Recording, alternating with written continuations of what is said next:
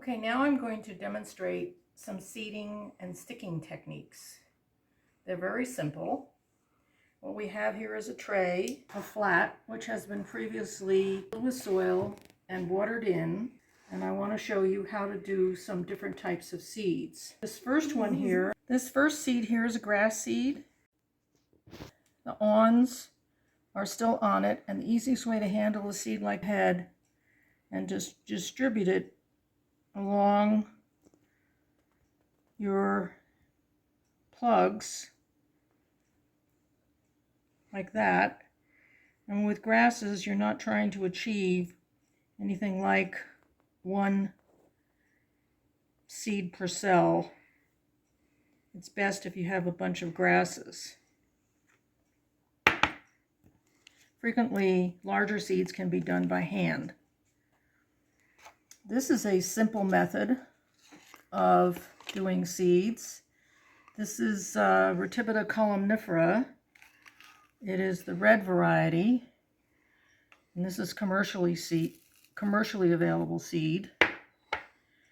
And I just have here a folded note card, 3x5 card. That's quite a bit of seed there. Let me tap some of that out. And so you just distribute it along the card like that, and then just tap it. Just go along and tap it and distribute, 2 or 3 seeds. These are ones that you will want to separate, and so you don't want to dump a whole lot of seeds in any one hole. It looks like we're going to have to do some weeding there because we have some grass seed already in with our Rotibata. This next seed is Cleome cellulota, or Rocky Mountain bee plant. It comes in these long seed pods, which have, since they've been collected, have split open, and you can see the seed here in the bottom of the container. It's quite large. And for a seed like this, you can use this little seeder, which has different settings, which you can rotate the dial on the top, and you get a little hole. And then again, it's the same principle. You just tap it. There goes one seed. Whoop, that was 2 or 3. But the whole idea is that you just tap the seeds. I don't have it lined up quite right.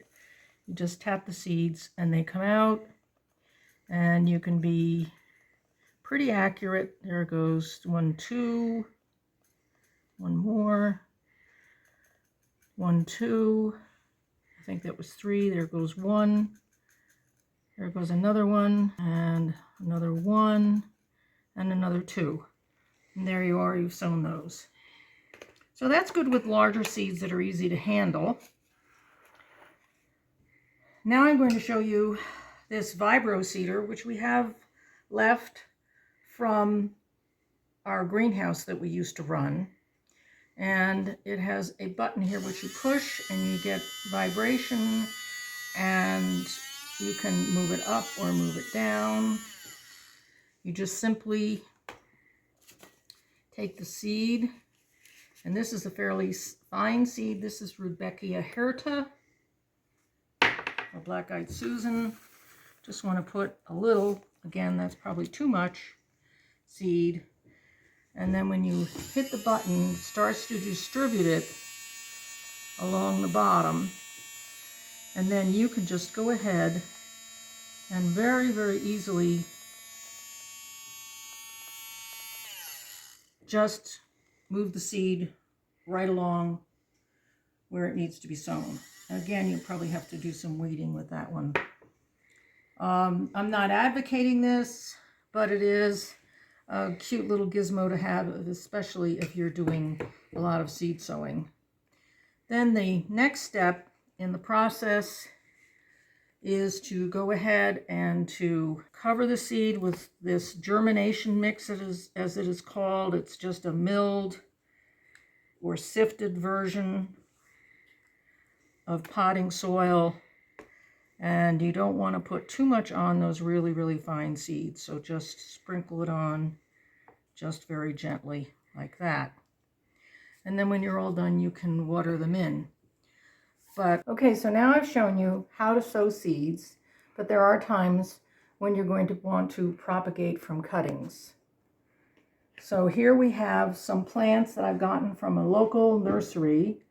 None of them are native, unfortunately. It's not the time of year yet for natives, but they are similar enough to what you might be likely to encounter with plants that you want to take cuttings of. This one right here is a cress, and you can see that it's in bloom. You want to avoid those parts of the plant which are in bloom and go after a little bit of growth here which does not have any bloom on it, because the plant that's in bloom and in flower will inhibit the rooting process.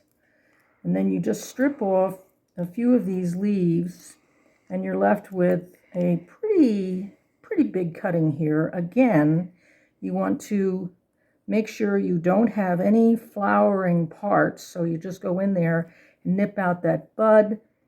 That also does away with the lead shoot dominance. And then I have put in this small plastic container a tiny bit of rooting powder. You don't need very much, and you don't want to dump out a lot because you never want to put it back into the original container. And so all we would do then is just go ahead and dip the tip in it. You can see there's just a tiny bit of powder on the tip of the stem. And then you can either put a hole, a little dibble in the soil and put it in, or just use the end of your knife or your scissors in this case to insert the cutting into the tray. And we'll try one more. Go down here, just take it off, pull off these last couple of sets of leaves. That looks like enough. And then we get down in there just to take out that tip, that growing tip. Then we dip it. And then we can just go ahead and stick it just like that. And you can get pretty fast with this. Here's another one. This is related to a native plant. It is snow and summer, Serastium Tomentosum. This is not the native variety. And we'll just take, it is not in bloom right now, but it will be very soon.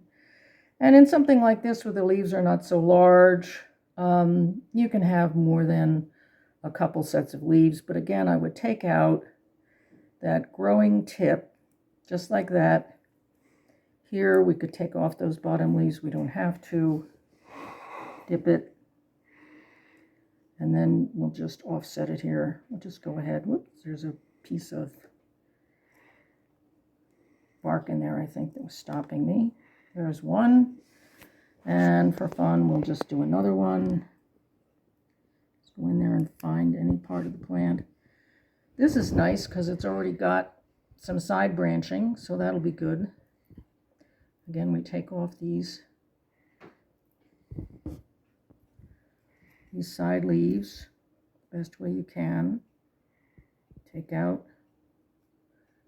that terminal bud. It'll encourage more branching. Dip. And then stick.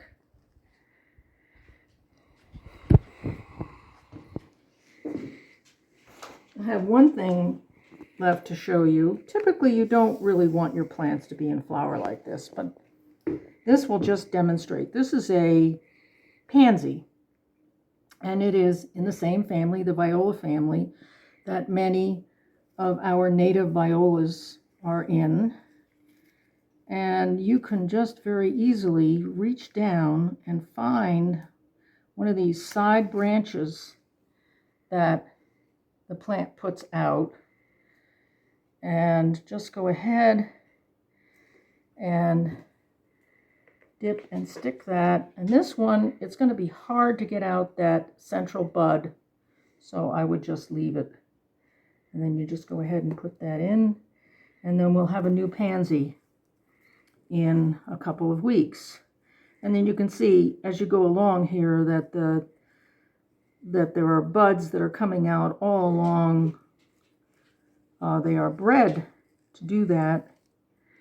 Here's one more that we could try taking and see if that one works as well. So just cut it off. Take off those side shoots.